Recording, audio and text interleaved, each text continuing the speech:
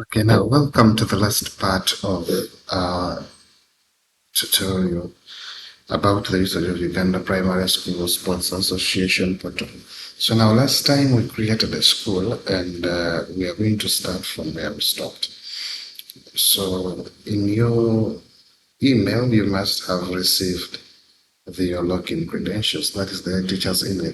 Now, if you look through the teacher's email and they are not credentialed, it means you made a typo. You made a typo or you used a wrong email address. If you have never opened the email for a long time, okay, if you've never opened the teacher's email before, or you have taken long to use it, I advise you first check it before you fill it in. Make sure the email is working well before using it. You are going to face a lot of challenges if you have a wrong email or an email you have never signed in, an email whose password you forgot. You have to make sure that the email is open.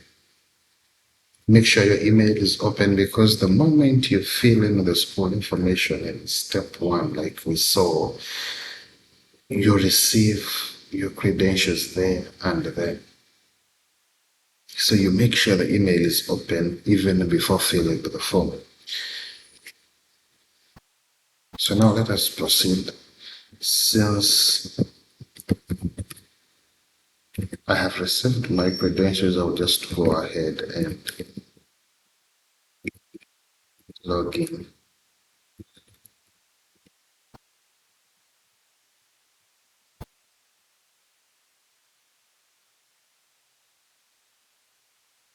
So now look, I see I was successfully logged in my school's portal. So now the first step here is you have to confirm that this is actually your school account. You have to look through these details and confirm that this is actually a school account. Now, as far as I can see, I am good to go. This is actually what I filled in. The school is Upsa Primary School as well indicated. So I'm going to go ahead and add my athletes. So I'm going to go to pupils here. And just right here in the corner, I'm going to add athlete. So now this step is also very, very important. Now, first of all, we're going to add the first name.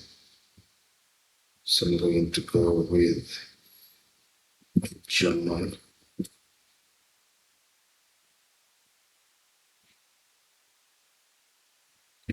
Law,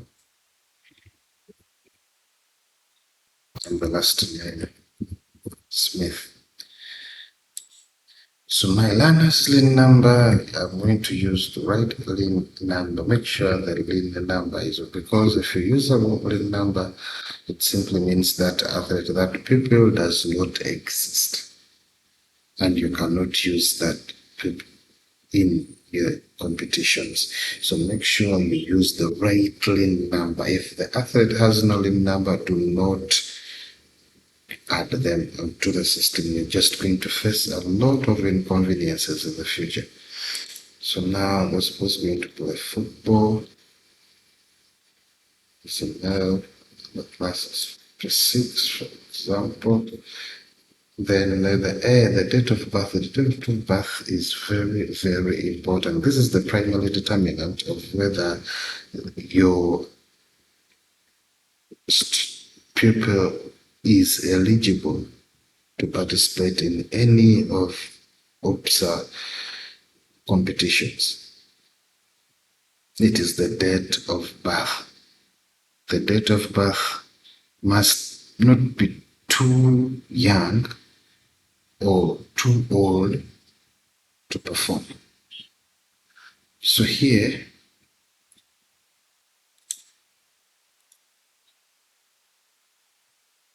my pupil was born in that year and is going to participate in under 14. He's under 14. So if you find that you have two options right here, it's better to just go with under 14 because it means an under 14 athlete can also perform in under 12 competitions. An under 12 athlete can also perform in under 14 competition. Now it depends on the physical build up of the athlete, but I will go with under 14 here. But you know your athletes more. You choose the right age. So the parent's name is John Doe.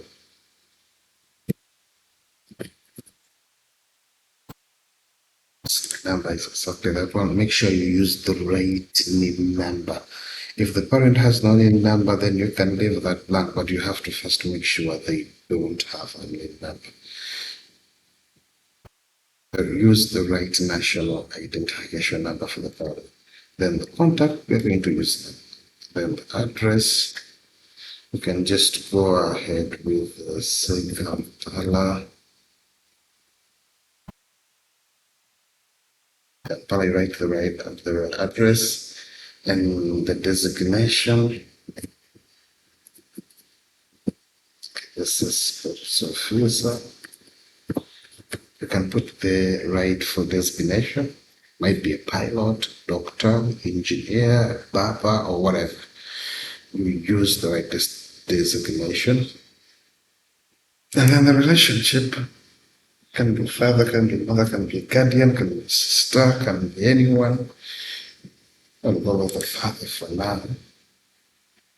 And let us give our athlete a photo. Now, this is very important.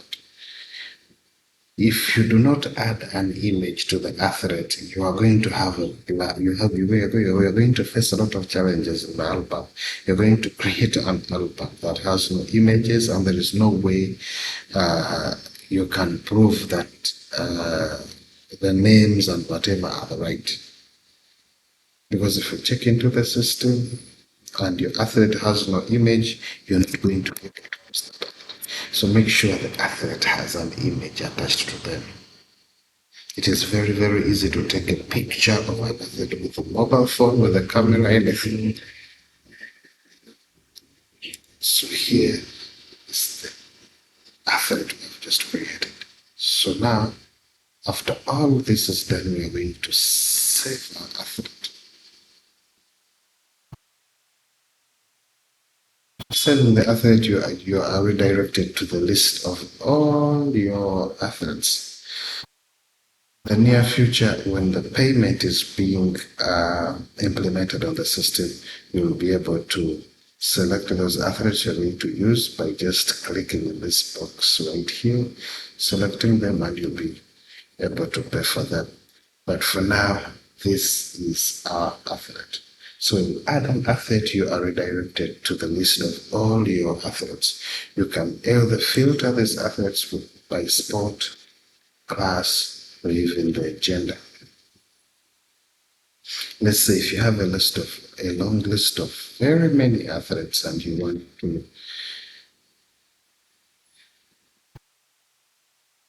narrow the search, you can always use these filters right here. They're very, very important.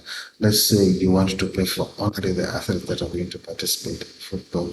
You can always come here and filter by the sport. Let's say football, and then you filter. So you're going to have a list of only those athletes that are going to participate in football. And then you can always go ahead and pay for them. To pay, you just have to select the athletes right here and pay for them. But that is when the payment will be enabled on the system. So currently, you can add as many athletes as you can. It's on you. It's upon you. So now, going forward, you can click and see the details of our athletes, just in case. If we are not sure of anything, this is the picture we used for our athlete. And this is the athlete's information, the names, the limb number, the sport, the date of birth, the class, and now the status is active. But later on, if you find out that something is wrong with these credentials, you can always inactivate that athlete. And when the athlete is inactive, you cannot use them in any competitions. You cannot create an album with them. You can't do anything. They're just there. So make sure you put the right information before saving your athlete. So now let us go to another important part. That is the officials section right here. Now, just like the athlete, the school can have more than one official, or the games teacher they registered at the beginning might have left the school and a new games teacher comes in. So what we do, we're going to go here and add an official. Now the official field, the form is very, very simple. We can add an official. We're going to go with Henry.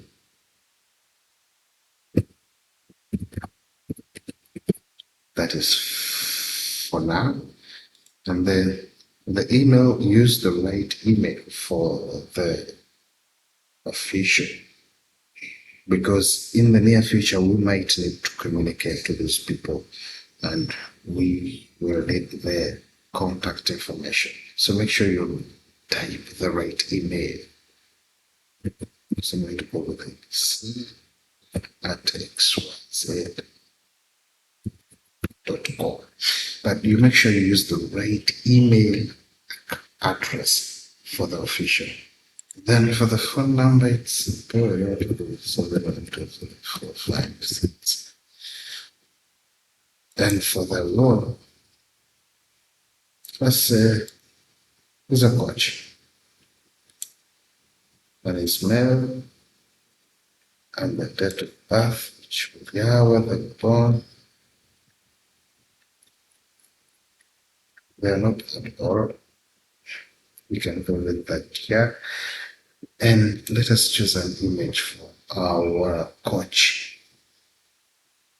So briefly, I'll go with this one. So here is our coach's name. And once that is done, we can save our official.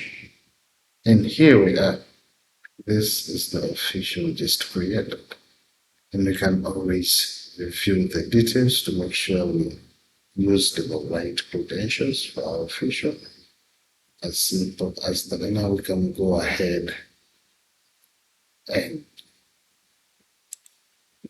add more athletes, add more officials, and so on and so forth.